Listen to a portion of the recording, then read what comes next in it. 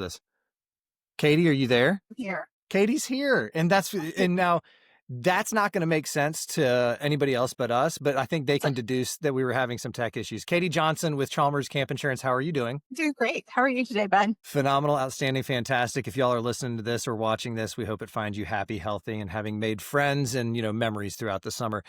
First question for you. Thank you for joining us for today's Chalmers partner check-in with Chalmers Camp Insurance. Shout out to our friends over at Chalmers. They've been helping and working and serving camps for generations. Literally, Jim likes to tell us third, fourth generation, somewhere in there. Fourth generation.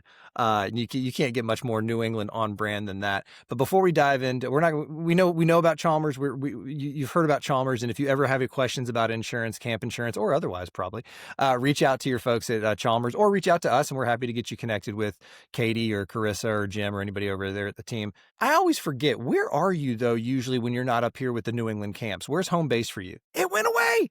We can't hear you now. I didn't touch anything. There we go. Now we're back. So where's home base for you? Okay.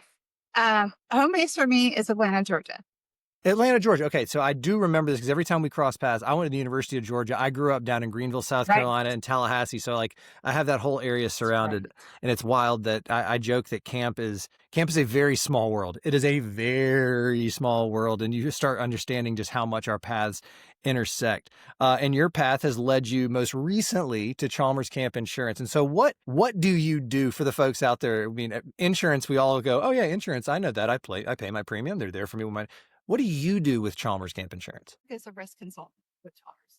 And are you hearing me okay? It sounds a little quieter than it was about 7 seconds ago. Okay. There we go. Yeah, random. Anyway. Okay. Do you want me to keep going or should we stop and start again? Okay, keep going.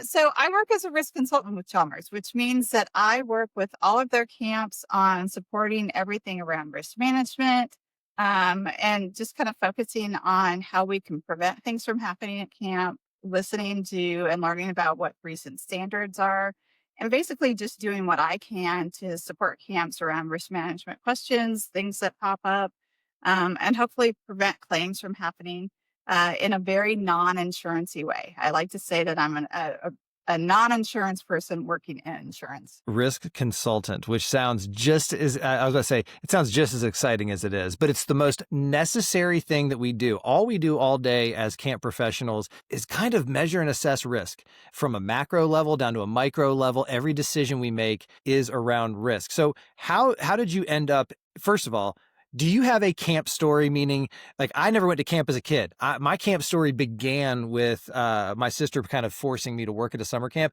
What's your camp story, so to speak? So I grew up out in Oregon, actually. So I'm neither a Southerner nor a New Englander.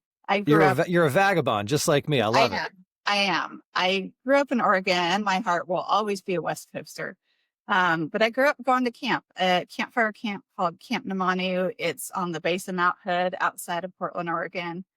And I went there as a kid. I was a CIT, and then I started going to college, and I worked there during my summers in college, like many other people out there. And I was getting my degree in education, and I was doing my student teaching, and I didn't like the classroom. I love teaching, and I love teachers. It wasn't my fit. I didn't like the box. And so I called the camp director I was working for at the time and basically said, how do I do what you do? And I want to do that. I want to be in youth development. I want to work with kids, but I want to be outside running camp. So she helped me kind of get my first job out of college, working year round at another camp up in Washington, and helped me get my feet under me. And I always give KB a shout out for, she was the one who helped point me in the right direction and make those contacts for me. But I'm just one of those kids who fell in love with it from day one. And here I am, still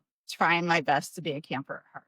So how did that path go from teacher? Because I was a classroom teacher as well. I was Coach Bud for a year, kindergarten PE, and then I taught 7 years of creative writing, civics, humanities, and history. So I was a social studies guy. Shocker, I give off that vibe. But how did your path veer from the camp frontline, so to speak, to the insurance side of things? Yeah, so I, like many camp professionals, I grew up, had a great role working in camps, worked at a couple different camps, and then, of course, found my other half and started to have a family. And with that, there was kind of those, okay, how are we going to balance it all? And I was lucky enough to go work for the American Camp Association. And so I worked for, at the time, it's when we had sections. I know we're not supposed to say those anymore, but back in the day, History's history. Yeah, yeah. I mean, it is. It was a yeah, section at the time. and that's what originally brought me to the Southeast is family and marriage. And so I ended up here as a section exec for ACA Southeast. And so did that for many, many years. That's first time I met the wonderful Betty Bessel was with my role at ACA Southeastern. And then as ACA evolved, my role with ACA evolved. And then, again, one of those opportunities kind of fell in my lap and somebody said, hey, would you like to take your camp knowledge and apply it more to risk management? And nowhere did anybody say insurance. They just said risk management at the time. I was like, yeah, that sounds interesting. Let's have a conversation. And that conversation eventually turned into a role with Redwoods, which eventually turned into a role with Jim and his team up in New England. There's a couple messages depending on who you are listening to this that I want to point out. If you are a camp person, camp professional, and you need some insurance or some risk management insight, Katie Johnson, Chalmers, 15th time we're going to say it. They're around. They're local. You can't drive through these states without seeing one of their signs somewhere. So give them a shout. The second thing, and you mentioned it, camping, and I said earlier, it's a borderline. It's a small world, which also means that opportunities are scarce, especially for some of those really, really good or great opportunities. But I like what you said is you were proactive. You said, hey, camp director, I want to do that. And I think of a staffer who was complaining to me about this person who at a camp, I was like, how was your summer? Great. This job opened up at the last second. But before I had a chance to talk to anybody, nobody came and talked to me about it. And then somebody just got the job. I go, what did they do? It's like they called and they said, I want the job. And they got interviewed and they got it. And, they didn't even give anybody internally a chance. And I go, did you all know it was being posted? And they go, yeah, they said, if you want it, come talk to us. And I just kind of let that hang. And it's kind of like, you have to put yourself out there just a little bit. And I love that's the beginning of a risk management professional's story is I needed to make a change, I had to take a risk, and I took a risk. It wasn't a wild risk. It was something familiar, comfortable. You knew that it made your socks roll up and down, but change is scary. And so I think that's the other takeaway is no matter who you are, take a chance, reach out, call somebody, say, hey, I like what you've got going on. And here in the camp community, in the camp world, it's wild how collegial competitors will be.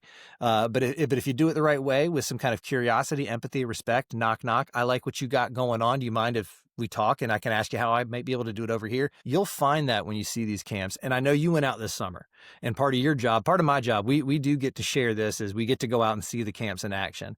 And after working at camps, it's a grind. It's like a Broadway show. 10 for 2 is the old adage.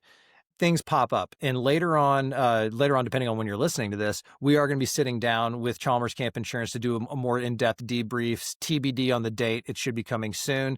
But I don't want to give away the whole story, but in your travels this summer, were there any things that kind of like popped up, whether it was just an observation or a trend? Why does your microphone shut down when I think what it is the program just gives up. It says Bud's talking. He's not going to stop talking. So I think that one of the things I heard from a lot of directors is that this summer felt the most normal or pre-COVID like than they've had since COVID. So, everybody's had those first couple summers, which were kind of rocky coming out of COVID, and things have continued to kind of plateau into what felt like a typical or a normal summer. And I heard that more this year than ever before. And really, really good.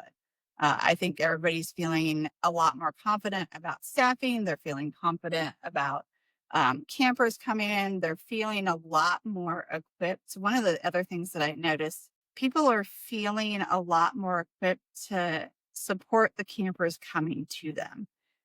All the work that everybody's been doing to learn about how to support mental health, how to support different behaviors that are coming in. I think I saw a few less issues because directors and staff had the tools to intervene earlier to be able to support behaviors as they popped up or things as they popped up.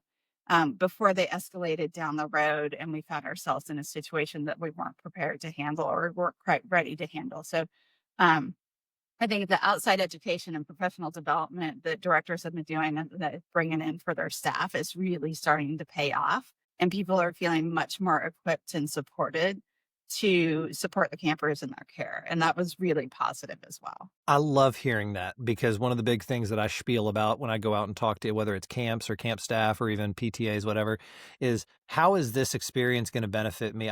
I joke sometimes I get into a room of staff and there'll be 100 staff and I'll go, raise your hand if you're going to be a camp director and owner one day. And I'm not going to lie, more often than not one hand goes up. It's kind of one of those things at the end of the summer, 20 hands are probably going to shoot up, but going into it, because they're all wondering, I got other plans in life. How is this going to fit in?